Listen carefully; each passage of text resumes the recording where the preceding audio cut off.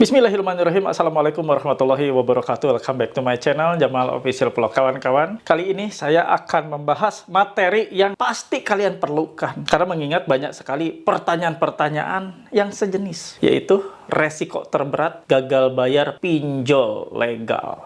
Nah, seperti apa? Kalian harus tahu. Simak videonya. Jangan pernah takut oleh ancaman dan teror dari DC pinjaman online.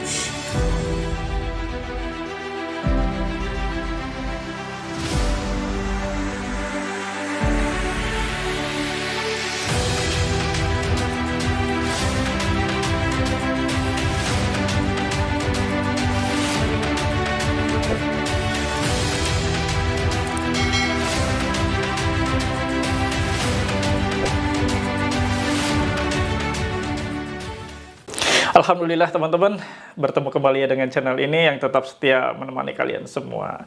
Berjuang kita sama-sama untuk melangkah melewati rasa takut pada situasi gagal bayar. Kawan-kawan, kali ini saya akan bahas ya, ini pertanyaan yang sering terlontar. Ini pertanyaan-pertanyaan yang sering kalian tanyakan, baik ada di Telegram maupun ada di Facebook, yaitu resikonya apa? Gagal bayar, resikonya seperti gimana? Kalian harus mengerti. Dan video ini spesial, saya dedikasikan untuk kalian yang gagal bayar, untuk mengetahui resiko terparah, resiko terberat apa sih pada saat kalian gagal bayar, dan antisipasinya seperti apa. Kalian wajib nonton video ini. Mudah-mudahan video ini mencerahkan kalian, membuat mental Anda kembali terbangun, membuat Anda yang tadinya sudah lemah, sudah stres, sudah takut, sudah bingung mau ngapain. Insya Allah video ini menjawab semuanya, dan video ini menjadi pembangkit mental kalian dan membooster mental kalian semua. Kawan-kawan, sebelum saya lanjutkan ke pembahasan, ada baiknya kita lihat dulu yuk tayangan, hanya sebentar saja, cuplikan tayangan pada saat hari Jumat. Kan di hari Jumat itu seperti biasa kita lakukan berbagi Jumat berkah dari kawan-kawan di grup paguyuban membasmi pinjol ini, yang kebetulan ada di grup Telegram, membagikan sebagian kecil rezekinya untuk saudara-saudara kita yang ada di jalanan. Ya, simak seperti apa kegiatan di Jumat berkah yang alhamdulillah telah saya tunaikan, titipan dari teman-teman semua di grup paguyuban membasmi pinjol Nusantara. Alhamdulillah teman-teman, ketemu dengan hari Jumat. Hari ini di tanggal 3 Februari 2023, ya, kita ketemu di hari Jumat dan kita akan membagikan Jumat berkah, titipan dari kawan-kawan di grup paguyuban membasmi pinjol Nusantara di PMP, di grup Telegram ya. Yang alhamdulillah setiap hari Jumat berbagi ya, saya menyalurkan sekaligus saya mengisi kegiatan di hari Jumat ini. Saya sambil membantu teman-teman menyalurkan apa yang sudah dititipkan kepada saya. Jadi ini kita akan bagikan ke saudara-saudara yang ada di jalan. Mudah-mudahan ini kegiatan ini berlanjut, berkesinambungan, dan ini membawa keberkahan buat kita semua, khususnya buat teman-teman yang sudah memberikan sebagian kecil hartanya untuk dibagikan kepada saudara kita yang ada saat ini di jalanan. Yuk, kita mulai berbagi.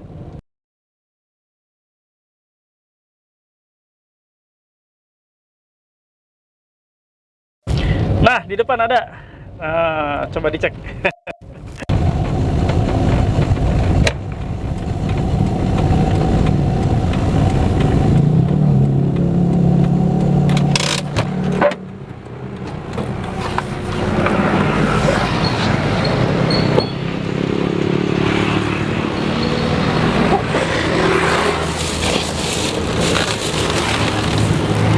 Ada berapa orang? Ya, makasih Ya. ya, Om. Oh, berapa orang lagi? Berarti 2 lagi ya? Oke. Oh, Ibu mah. Oh iya, di sana ngumpet ya. Bentar, saya buka dulu. Teka tingali. Nah, si bapak tadi ya. Ya, buat makan siang. Seberapa orang? Orang dua. Dua, ibu sok, ayo mangga, sok ya. Saha. Di ujung seberapa orang? Dua. Dua, ya udah dua, sok. Iya, Makasih ya, Kak. nitipnya kaditunya, sehat-sehatnya.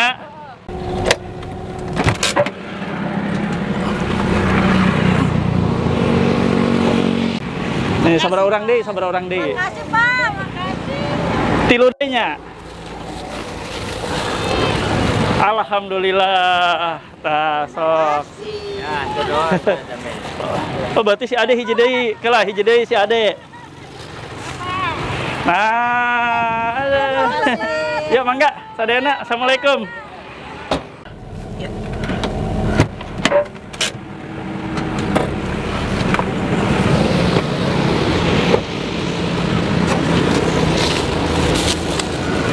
Makan siang dulu ya.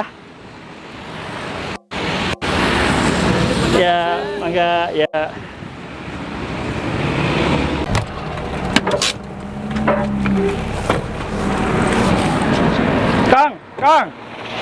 Kang.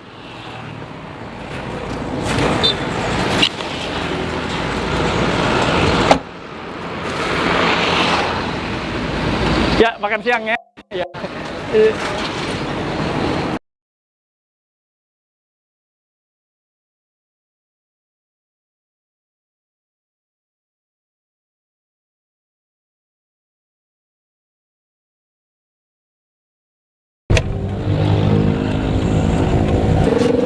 Pak, makan siang dulu ya.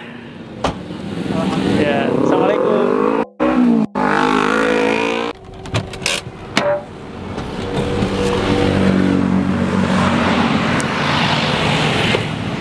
Assalamualaikum. Makan siang dulu ya. Oh iya Pak. Bapak, ayo. Ayo. Ayo mangga. Ya, assalamualaikum.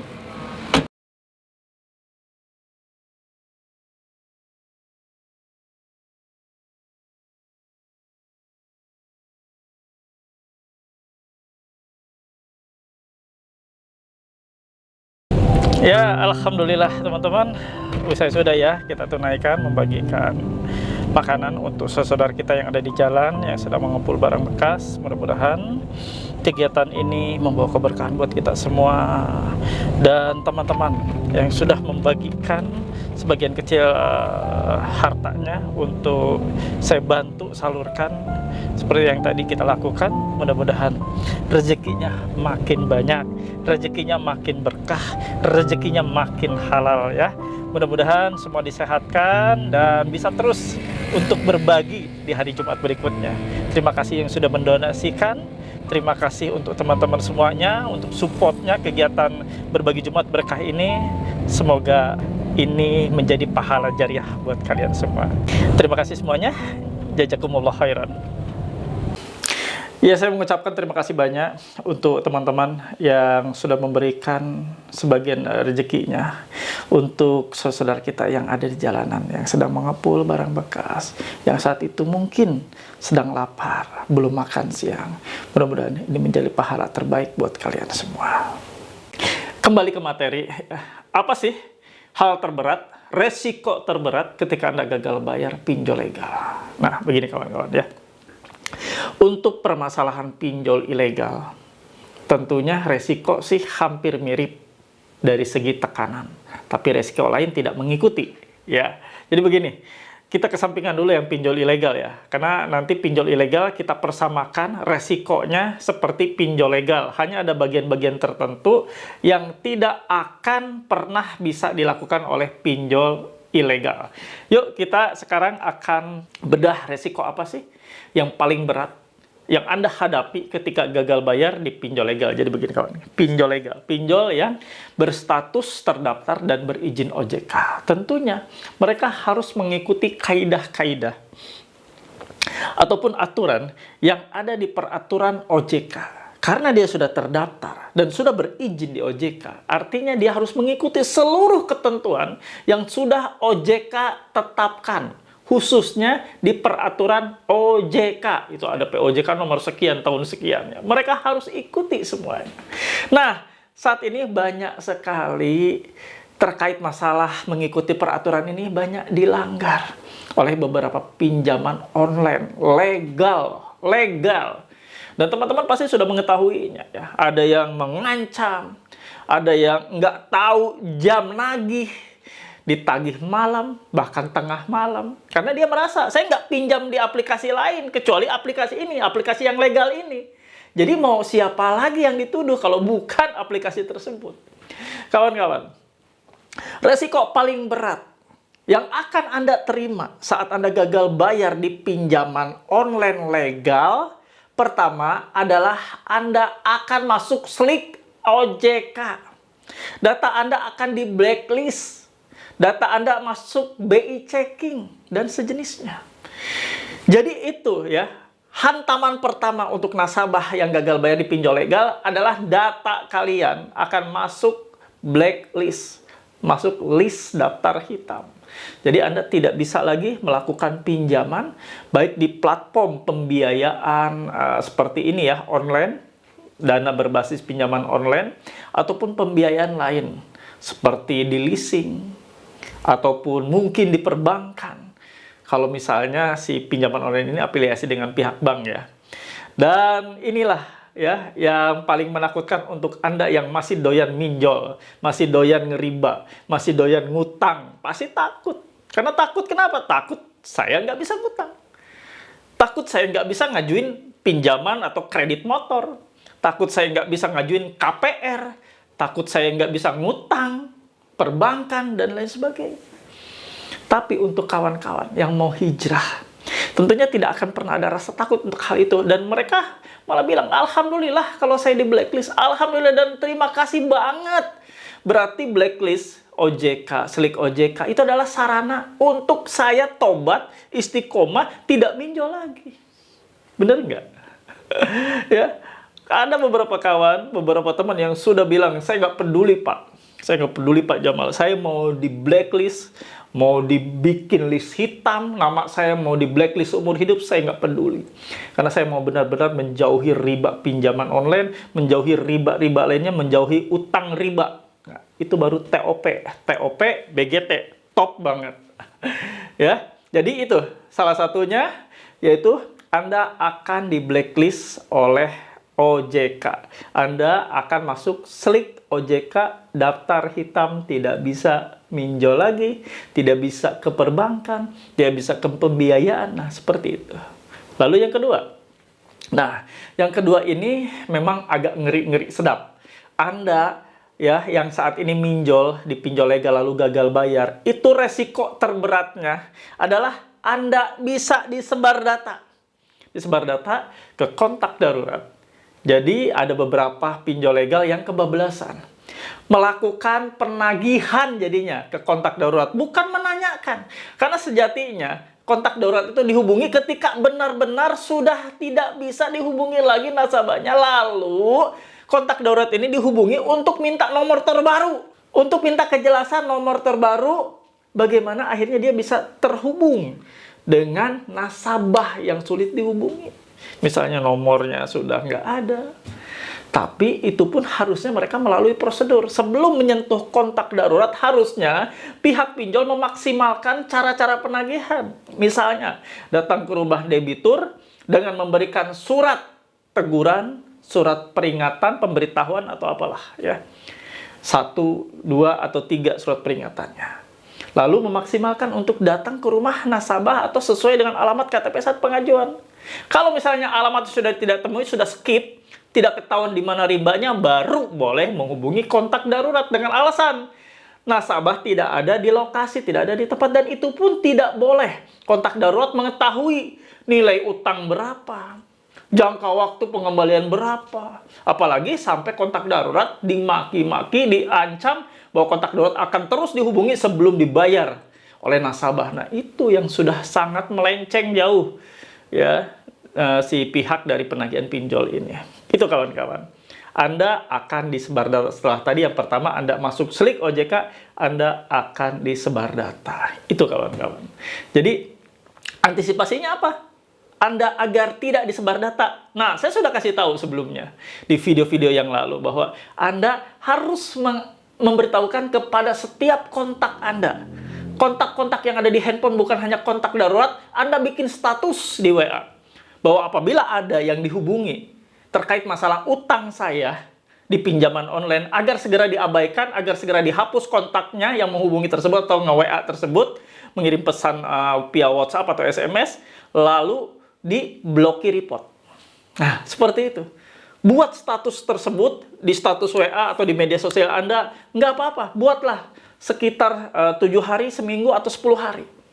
Malu sesaat daripada Anda hancur selamanya, lebih baik Anda berlaku seperti itu.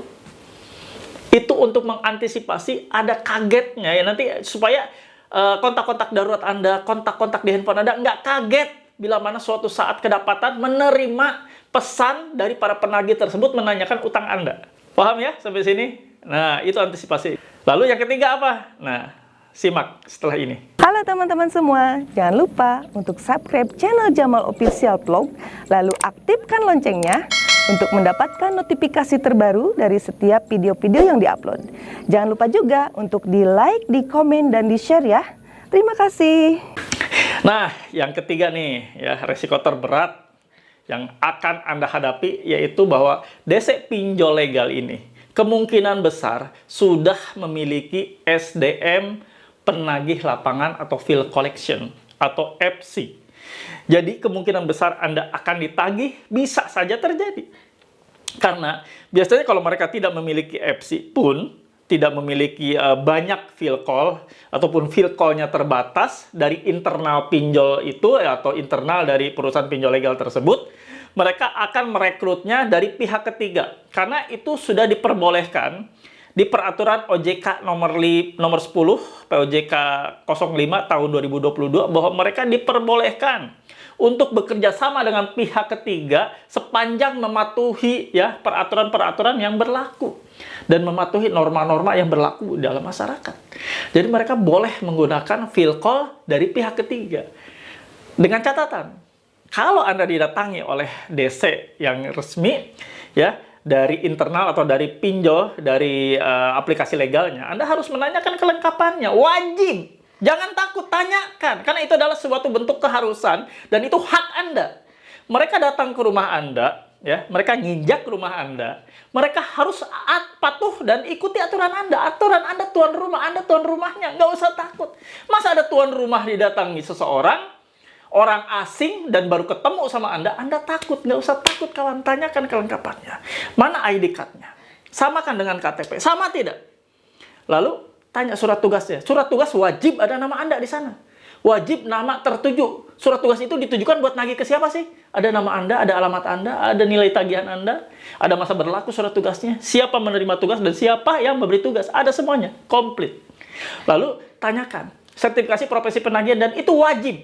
Seluruh tenaga penagihan wajib memiliki sertifikasi profesi penagihan, dan itu harus ditunjukkan. Itu sama artinya dengan SIM loh.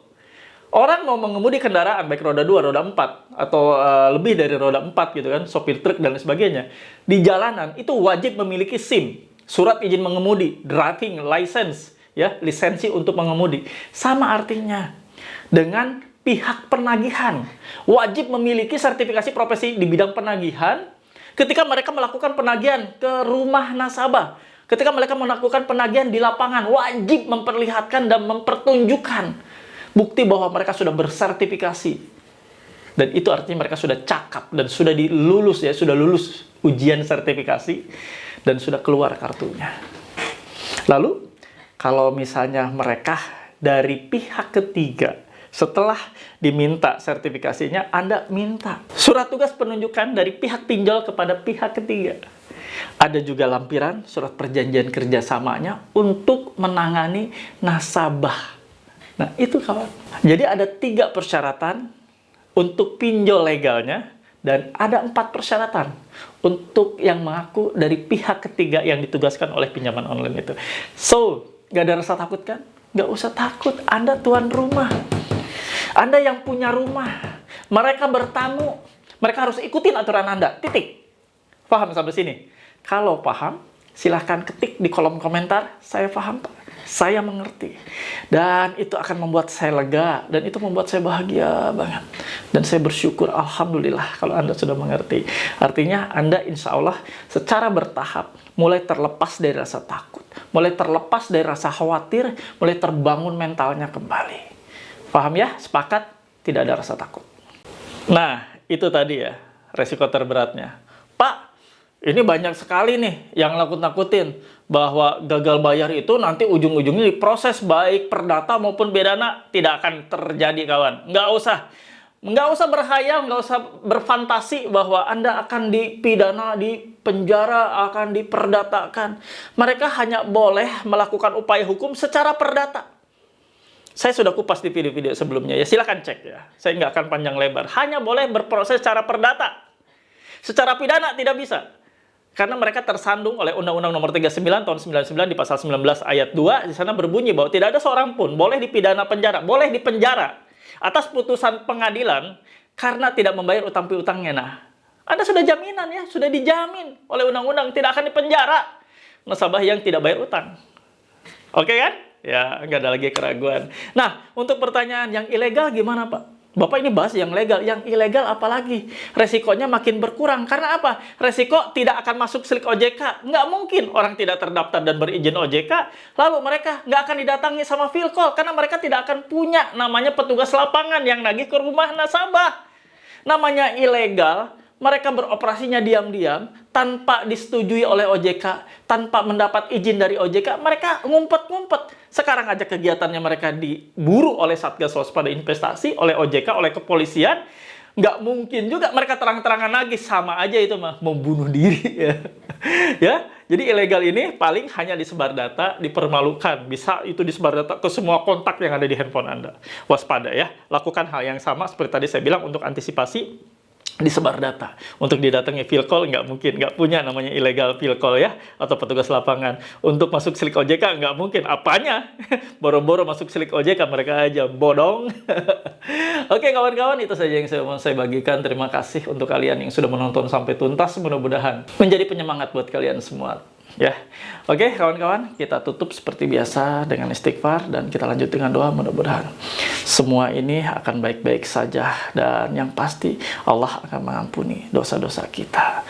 Ya, kita istiqomah, kita untuk hijrah, untuk totalitas hijrah, untuk keluar dari seluruh jeratan riba pinjol dan enggak lagi minjol, enggak lagi ngutang riba.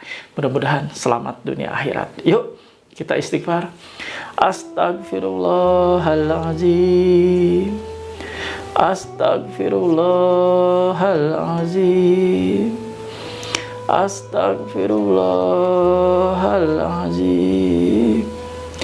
Yuk teman-teman, kita beristighfar. Kita mohon ampunan atas segala kesalahan, hilaf, dosa yang sudah kita perbuat. Kita terjerumus, terjerat ke dalam riba pinjol. Kita sudah tahu. Dan kita sudah merasakan bagaimana sakitnya dihina, bagaimana tidak enaknya dipermalukan, bagaimana kurang tidur akibat bingung besok jatuh tempo lagi, besok jatuh tempo lagi, jatuh tempo pinjol mana lagi.